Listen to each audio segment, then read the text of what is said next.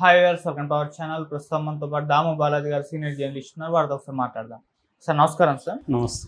Sir, Vallabhaneni Vamsi గత కొన్ని నెలలుగా కూడా జైల్లోనే ఉన్నారు. అయితే ఈ నేపథ్యంలో తన ఆరోగ్యం క్షీణించిందని హాస్పిటల్లో అడ్మిట్ చేశారని చెప్పేసి వార్తలు వస్తున్నాయి సార్. అటువైపు నుంచి వైసీపీ వాళ్ళు ఏం ఆరోపిస్తున్నారంటే జైల్లో వల్లభనేని వంశీపై విషప్రయోగం జరిగింది అని చెప్పేసి, అతను చంపడానికి కుట్రలు జరిగాయని చెప్పేసి వాళ్ళు చెప్తున్నారు. నిజంగా ఈ విధంగా జైల్లో అంటే విషప్రయోగం కానీ లేకుంటే ఇంకే రకాలైన చంపేందుకు కుట్రలు జరిగే అవకాశం కనిపిస్తుందా సార్? ప్రజెంట్ ఇప్పుడు వల్లభనేని కండిషన్ ఏ విధంగా ఉంది? ముందుగా వల్లభనేని కండిషన్ మాట్లాడుకొని తర్వాత మిగతా విషయాలు మాట్లాడుకుందాం. వల్లభనేని వంశీ గత 50 రోజుల నుంచి జైల్లో ఉన్నాడు. ఫిబ్రవరి 13 ఆ ప్రాంతంలో అరెస్ట్ అయ్యాడు.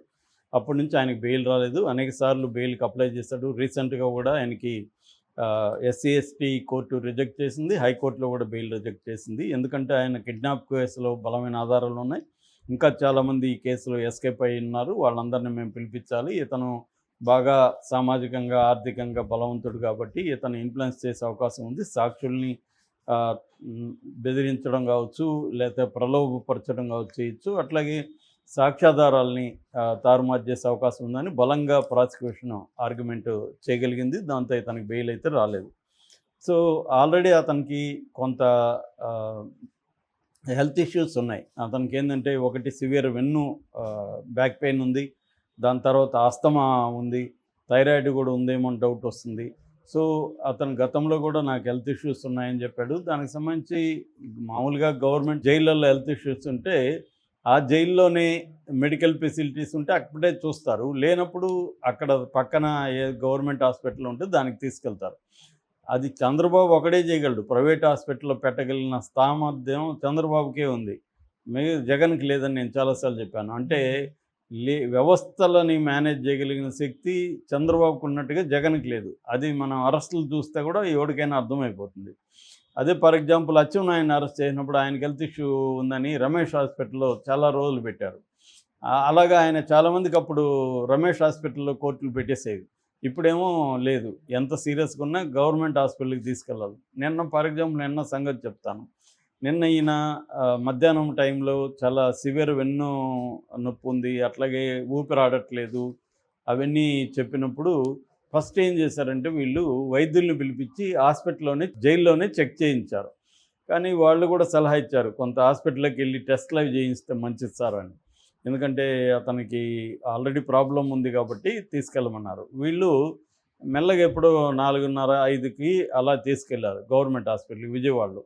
తీసుకెళ్తే అక్కడ డాక్టర్లు ఎవరూ లేరు ఆ టైంకి. లేకపోతే మళ్ళీ ఫోన్లు చేసి పిలిపించారు. ఈ లోపల వెయిటింగ్ చేయాల్సి వచ్చింది. వాళ్ళు వచ్చారు. వచ్చిన తర్వాత టెస్టులు చేశారు. అంటే ఎందుకు చెప్తున్నానంటే ఒకవేళ సివియర్గా ఉంటే పరిస్థితి ఏంటి, ఇతనికి సివియర్గా ఉందో లేదో తెలియదు కదా. మొత్తానికి టెస్టులు చేశారు. అతనికి ఈసీజీ, తర్వాత 2D ఎకో, చెస్ట్ ఎక్స్రేలు ఇవన్నీ తీశారు. ఇవన్నీ తీసి అతనికి ఏదో మెడికేషన్ అవి ఇచ్చారు. ఇచ్చిన తర్వాత మళ్ళీ రేపు మార్నింగ్ ఫుడ్ లేకుండా తీసుకురమ్మన్నారు. ఎందుకంటే థైరాయిడ్ టెస్ట్ కూడా చేయాలని చెప్పారు. ఏదేమైనా ప్రభుత్వ దీంట్లో అతనికి చేసుకోవాలని పరిస్థితి అయితే ఏర్పడింది. సో దీంతో ఇప్పుడు ఒక డౌట్లు జనాలకు వస్తున్నాయి. ఎందుకు ఇతనికి ప్రాబ్లమ్స్ వస్తున్నాయి, ఏమైనా విషప్రయోగం జరిగిందా జైల్లో? ఎందుకంటే తను జైలు ఫుడ్డే తింటున్నాడు, బయట ఫుడ్ అయితే రాలేదు. ఇదే కార్యక్రమం గతంలో కూడా చంద్రబాబు మీద కూడా వాళ్ళు ఆరోపించారు. చంద్రబాబుని చంపేయాలని జైల్లో చూస్తున్నారు అనేది కూడా ఆరోపించారు. ఇదే మాట ఇప్పుడు వంశీ విషయంలో కూడా ఆరోపిస్తున్నారు, జైల్లోనే వంశీని చంపేయాలని. ఇది అనేక ప్రాంతాల్లో ఇదే ఉంది. కాకపోతే మన దేశంలో జైళ్ళల్లో చంపిన సంఘటనలు లేవా అంటే బోల్డ్ ఉన్నాయి. ఎవ్రీ ఇయర్ దాదాపు 2000 మందికి పైన ఖైదీలు జైళ్ళల్లో చనిపోతున్నారు. రకరకాల కారణాలతో మిస్టీరియస్గా చనిపోతున్నారు. ఆ మధ్య కిటికీకి దాని టవల్ చుట్టుకొని ఆత్మహత్య చేసుకున్న సంఘటనలు కూడా ఉన్నాయి. అట్లాగే మనకి పరిటాల రవి కేసులో మొద్దుసీన్ కానీ మిగతా వాళ్ళందరూ కూడా జైల్లోనే చనిపోయారు. మొద్దుసీన్ చంపిన వ్యక్తి జైల్లోనే చంపాడు. అతను కూడా మళ్ళీ జైల్లోనే చనిపోయాడు మిస్టీరియస్గా. సో మనకి ఆ కేసులు పెద్ద విషయం కాదు. అతి హై సెక్యూరిటీ ఉన్న తీహార్ లాంటి జైల్లోనే పట్టపగలు గార్డ్స్ దగ్గర నుంచి గన్స్లా కొన్ని కాల్ చేసిన సందర్భాలు కూడా ఉన్నాయి. కాబట్టి జైళ్ళు అనేవి సేఫ్ అయితే కాదు గ్యారంటీగా.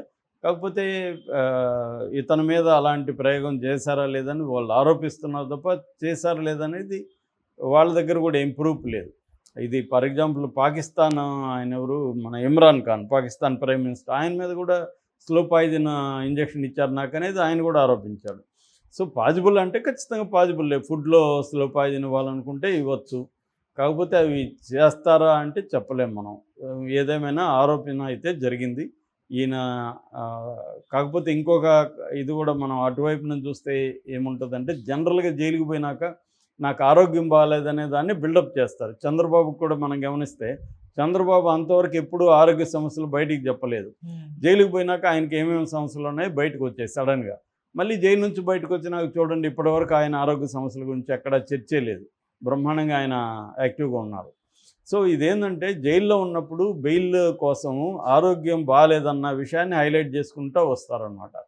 సో మనకి కేజ్రీవాల్ విషయంలో కూడా ఇదే జరిగింది. కేజ్రీవాల్ కూడా ఆరోగ్యం సరిగా లేదు, ఆయన జైల్లోనే ఇబ్బందులు పెడుతున్నారు, ఆయనకి వాళ్ళేమో స్వీట్లు ఎక్కువ తినేస్తున్నాడు, మామిడి పళ్ళు ఎక్కువ తింటున్నాడు ఇలాగని వాళ్ళు అనడం, ఈయనేమో సరిగా వీళ్ళు ఆయన్ని చూసుకోవట్లేదని వీళ్ళు అనడం, ఇలాగా జైల్లో బెయిల్ రావడం కోసం కూడా వాళ్ళు ఒక డ్రామాటిక్ హెల్త్ నెరేటివ్ని క్రియేట్ చేస్తారు.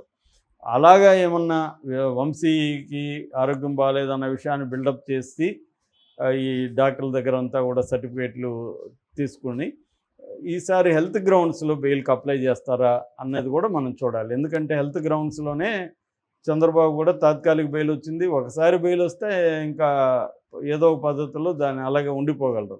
అలాగే టెంపరీ బెయిల్ తెచ్చుకున్న చంద్రబాబు తర్వాత పర్మనెంట్గా తెచ్చుకోగలిగాడు. అలాగా వీళ్ళు కూడా ఏమన్నా ప్రయత్నిస్తున్నారా హెల్త్ గ్రౌండ్స్లో అనేది చూడాలి. ఎందుకంటే మనకి పోసాని కృష్ణమురళి కేసులో కూడా హెల్త్ గ్రౌండ్స్ మీదనే వాళ్ళు ఎక్కువగా ఆధారపడ్డారు. కాకపోతే పోసాని కృష్ణమురళి కేసు కంటే కూడా ఇది సీరియస్ కేసు. ఇదేంటంటే ఎస్సీ ఎస్టీ అట్రాసిటీస్ కేసు పెట్టారు. ఈ సత్యవర్ధన్ అనే తెలుగుదేశం ఆఫీసులో కంప్యూటర్ ఆపరేటర్గా ఉన్న అతన్ని కిడ్నాప్ చేశారనేది కేసు ఇది. సో అందువల్ల ఈ కేసులో ఇంకా కూడా వల్లభనేని వంశీ జైలుకి వెళ్ళే అవకాశం ఉంది. ఆల్రెడీ అతని మీద ట్వీట్లు ట్రోల్స్ కూడా జరుగుతున్నాయి. అతను హెయిర్ అంతా నేర్చిపోయి ఎట్లా అయిపోయాడు చూడనని. దానికి కూడా కారణం ఏంటంటే జైల్లో బయటలాగా రంగు వేసుకోవడం కూడా ఇబ్బంది అవుతుంది. దానివల్ల ఒరిజినల్ వైట్ హెయిర్ బయటకు వస్తుంది. దానివల్ల ఏజ్ కనిపిస్తుంది, అంటే ఒక మార్పు కనబడుతుంది. రెండోది అతను ఫిజికల్గా అండ్ మెంటల్గా కూడా జైలు అనేది స్ట్రెయిన్ని క్రియేట్ చేస్తుంది. ఎందుకంటే బయట ఉన్న సౌకర్యాలు అయితే జైల్లో ఉండవు. ఫర్ ఎగ్జాంపుల్ అతనికి కార్డు కావాలంటే కోర్టులో పర్మిషన్ తీసుకోవాలి. ఒక్కోసారి కోర్టులు కూడా విచిత్రంగా బిహేవ్ చేస్తుంటాయి. ఆ మధ్య 87 ఏళ్ల స్టాన్లీ స్వామి ఒక స్ట్రా అడిగాడు. ఆయనకి ఎందుకంటే చేతులు వణుకుడు రోగం, ఆ వణుకుడు రోగం వల్ల పట్టుకోలేకపోతున్నాను, తాగలేకపోతున్నాను, తినలేకపోతున్నాను, స్ట్రా ఇవ్వండి నేను లిక్విడ్స్ తీసుకుంటాను. 3 నెలలు ఇవ్వాల కోర్టు. అంటే ఎందుకు ఇంత క్రూయల్గా ఉంటాయి కోర్టులో కూడా అనిపిస్తుంది కొన్ని కేసులు చూస్తే. మనకు సాయిబాబా కూడా అంతే, 95% వికలాంగుడు. ఆయన అండా సెల్లో వేసి 10 ఏళ్ళు దాంట్లో చీకటికి దీంట్లో పెట్టారు. మరి కోర్టులు ఏం చేస్తున్నాయి, ఎందుకు ఇంత అమానుషంగా ఎందుకున్నారు, అతను 90% వికలాంగుని అట్లాంటి సెల్ ఎందుకు పెట్టారు అని ఇప్పుడు కోర్టులు ప్రశ్నించవు. అంటే అందుకనే మనకేందంటే సామాన్య ప్రజల్లో విశ్వసనీయత అనేది ఎందుకు ఏ వ్యవస్థల మీద లేదంటే ఇలాంటి కేసులు చూసినప్పుడే మనకి అర్థమవుతుంది. అంటే కొంతమందికేమో అన్ని రకాల సౌకర్యాలు కోర్టులు కూడా ప్రొవైడ్ చేస్తుంటాయి, కొంతమందికి ఏది అసలు పట్టించుకోవు, కనీసం హ్యూమన్ బేసిక్ నీడ్స్ని కూడా పరిగణలోకి తీసుకో. కాబట్టి ఇక్కడేమో ఇతను నోటుదోల గతంలో కూడా చేశాడు. కాకపోతే ఆ కేసు ఇప్పటివరకు పెట్టలేదు, ఇతను పెట్టి అరెస్ట్ చేయలేదు. ఇతని మీద నిజానికి ఇది ఫాల్స్ కేసు అనేది వీళ్ళు చెప్తున్నారు. ఎందుకంటే సత్యవర్ధన్ని కిడ్నాప్ చేయలేదు, అతనే వచ్చాడు అనేది వీళ్ళు చెప్తున్నారు. వీళ్ళు సత్యవర్ధన్ కిడ్నాప్ అని దాంట్లో కేసు పెట్టారు. నిజానికి ఇతని మీద పెట్టాల్సిన కేసు అయితే పెట్టలేదు. ఏదేమైనా హరాస్మెంట్ అనేది అన్ని ప్రభుత్వాలు కూడా ప్రతిపక్షాలు చేస్తాయి వాళ్ళకి వీలైన పద్ధతిలో. అదే పద్ధతులు ఇప్పుడు తెలుగుదేశం కూటమి ప్రభుత్వం వైసీపీ సోషల్ మీడియా మీద కావచ్చు, వైసీపీ నాయకుల మీద కావచ్చు కేసులు పెట్టి హరాస్మెంట్ చేయడం అనేది కనిపిస్తుంది మనకి. Okay sir, thank you so much.